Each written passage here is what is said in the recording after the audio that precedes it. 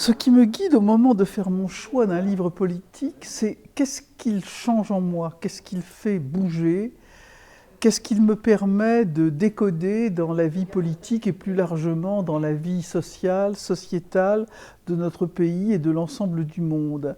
C'est pour ça que je suis assez peu intéressée par les livres de souvenirs ou d'anecdotes, mais j'aime les livres coup de poing qui me dérangent, qui suscitent en moi un débat intérieur pour ensuite d'ailleurs partager ce débat sur les plateaux où je travaille.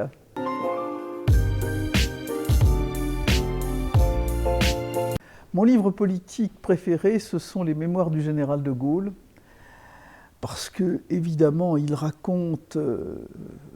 ces livres racontent un épisode de notre histoire incroyable. Ils sont écrits dans une langue française magnifique.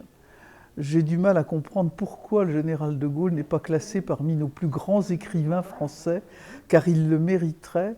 Et c'est vrai aussi que dans les critères de choix d'un livre politique, je mets aussi l'écriture, la façon d'écrire, parce que, hélas, la culture journalistique a quelque peu abîmé la capacité écrivaine.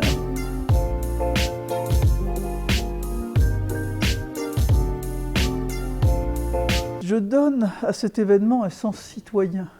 C'est-à-dire que l'Assemblée nationale ne peut pas se contenter d'être un lieu où l'on débat des lois, ce qui est évidemment sa fonction première, mais doit être aussi un lieu ouvert sur le monde, ouvert sur la société, dans les deux sens du terme, c'est-à-dire que la remise du livre s'accompagne d'un salon littéraire où les gens peuvent pénétrer dans l'Assemblée nationale, et puis aussi, qui mieux que l'Assemblée nationale peut donner des clés à l'ensemble de la société pour améliorer la compréhension d'un certain nombre de mécanismes.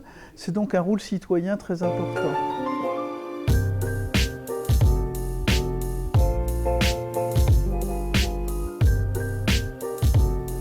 C'est une question tout à fait centrale que celle de l'importance des réseaux sociaux, parce qu'il ne s'agit ni de les déifier, ni de les conspuer.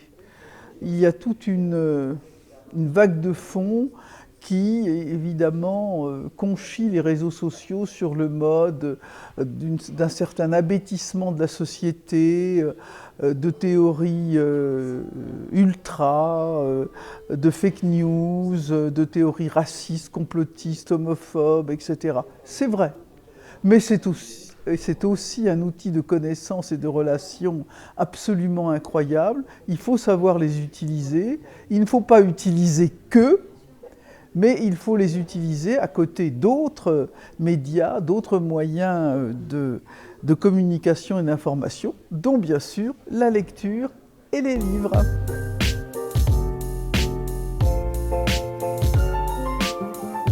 C'est un immense honneur que d'être présidente du jury du livre politique, d'abord parce que je participe à ce jury avec d'éminentes personnalités dont j'ai lu pour la plupart des ouvrages, que j'écris moi-même des livres politiques, pas que des livres politiques, mais des livres politiques aussi, parce que j'estime que le devoir d'écriture est un devoir sacré de la part des politiques pour aller un petit peu plus loin que l'instantanéité de la vie politique, savoir prendre le recul, savoir expliquer, savoir se moquer de soi-même aussi, parfois. Donc c'est un très grand honneur et un très grand bonheur d'être présidente de ce jury.